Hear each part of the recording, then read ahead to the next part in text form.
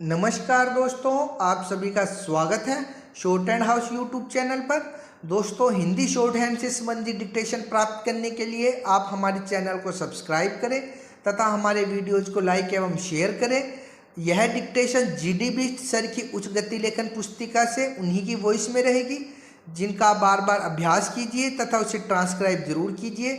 चलिए, ज़्यादा समय न लेते हुए हम डिक्टेशन स्टार्ट करेंगे। अभ्यास 7 और 8। माननीय उपसभापति जी, मैं देश के विभिन्न भागों में सूखे एवं बाढ़ से उत्पन्न हुई स्थिति पर माननीय वित्त मंत्री जी का ध्यान आकर्षित करने के लिए खड़ा हुआ हूं। श्रीमान माननीय मंत्री जी को यह जानकारी है कि मैंने तारांकित प्रश्न संख्या 10 के द्वारा कृषि मंत्री जी से यह जानकारी मांगी थी कि देश में बाढ़ से क्या हजारों लोग बेघरबार हो गए हैं। यदि हाँ तो उसका ब्यौरा क्या है, यदि नहीं तो उसके बारे में भी स्पष्ट जानकारी दी जानी चाहिए। माननीय कृषि मंत्री जी ने पिछले सत्र में इसी प्रश्न के उत्तर में कहा था कि आवश्यक जानकारी सभा पटल पर रख दी जाएगी। क्या मंत्री जी यह बताएंगे कि वह जानकारी अभी तक क्यों नहीं सदन के पटल पर रखी गई? क्या यह सच है कि विभिन्न राज्यों में बाढ़ और सूखे से भारी क्षति हुई है, जिसमें करोड़ों रुपए का नुकसान हुआ है? क्या यह सही नहीं है कि इन लोगों को राहत देने के लिए जितना भी धन केंद्र सरकार ने भेजा था उसको प्रभावित लोगों तक नहीं पहुंचाया जा सका?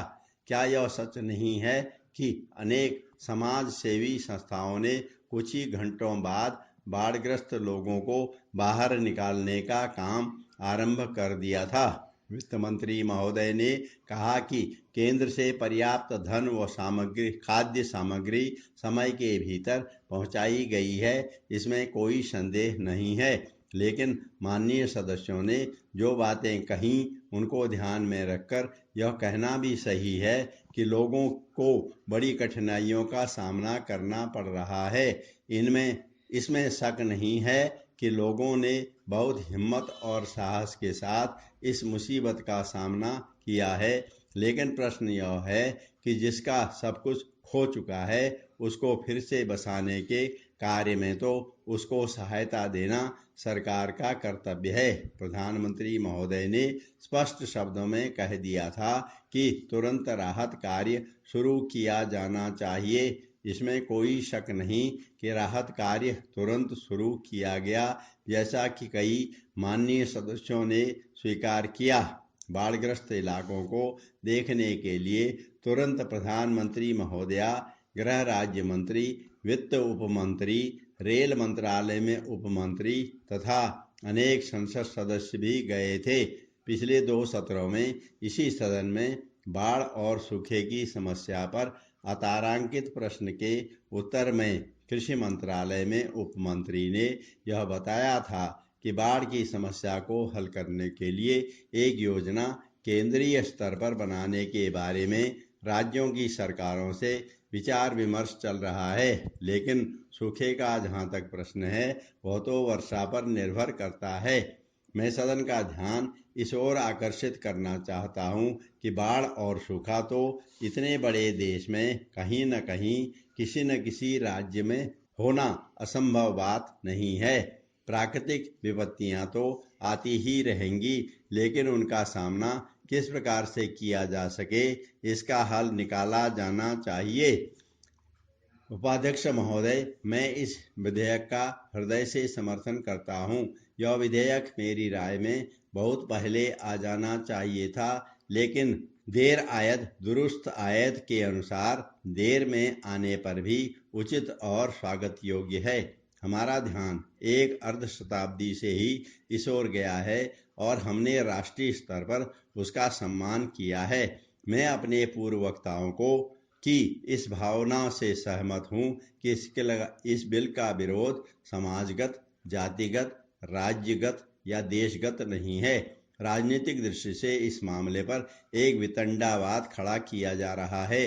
तमिलनाडु, केरल, मैसूर और आंध्र प्रदेश, जहाँ भी आप जाएं, सभी जगह आज यही भावना है। साहित्य के माध्यम से, समाचार पत्रों के माध्यम से, चलचित्रों के माध्यम से वहाँ के लोगों एवं नेताओं के विचार प्रकट होते रहते हैं। इसलिए यह कहना कि वहाँ के लोग इस कानून के विरुद्ध हैं, यह ठीक नहीं है। श्रीमान, किसी भी राष्ट्र के सम्मुख जहाँ प्रभुसत्ता का अपना एक महत्व होता है, जहाँ भावनात्मक एकता का महत्व होता है, जहाँ राष्ट्रीय एकता का महत्वपूर्ण स्थान होता है, जहाँ दर्शन और धर्म का महत्व होता है, वहाँ भाषा का भी विशेष महत्व होता है। यहाँ पर जो विदेशों के राज्याध्यक्ष अथवा राष्ट्राध्यक्ष आते रहते हैं, वे भी यह जानने का प्रयत्न करते हैं कि आखिर इस राष्ट्र की अपनी भाषा क्या है। जब उनको यह मालूम पड़ता है कि यहाँ पर विदेशी भाषा अंग्रेजी का ही प्रचलन सरकारी कामकाज में होता है, तो उनको भी दुख होता है। जो हमारे संस्कृति का प्रतीक है, जो अनेक भाषाओं का एक सुंदर संगम है, उस भाषा को पीछे छोड़कर हमने विदेशी भाषा को जो प्रधानता दी है, उसको शीघ्र समाप्त किया जाना चाहिए। श्रीमान, आप हमारे देश के सांस्कृतिक जीवन की ओर दृष्टिपात करेंगे तो आप पाएंगे कि इस देश में देवी की पूजा अंग्रेजी में नहीं वाची जाती है। विवाह संस्कार के समय संस्कृत के ही श्लोकों का उच्चारण किया जाता है, अंग्रेजी में नहीं। जब हमारे किसान हल जोतते और बीज बोते हैं तो संगीत के गीत नहीं गाते, अंग्रेजी के गीत नहीं गाते। जब माँ अपने बच्चे को गोद में लेकर लोरी गाती है तो वह अंग्रेजी में नहीं गाती। तो मैं समझता हूँ कि विदेशी भाषा का मोह और उसको प्रस्थापित करने की भावना असांस्कृतिक एवं अव्यावहारिक है। देश की भावनात्मक एकता को बनाए रखने के लिए दक्षिण भारत की भाषाओं को उत्तर भारत में पढ़ाने का भी उचित प्रबंध होना चाहिए। यह व्यावहारिक बात है।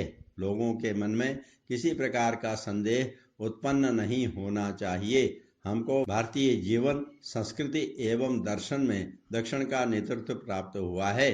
सागर स्वयं दक्षिण के चरण पखारता है, किंतु भारत का ललाट उत्तर है।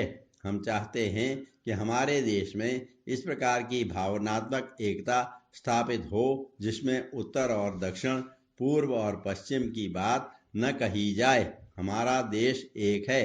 इस सार्वभौम सत्ता की रक्षा के लिए यहाँ भावनात्मक एकता पैदा करनी है।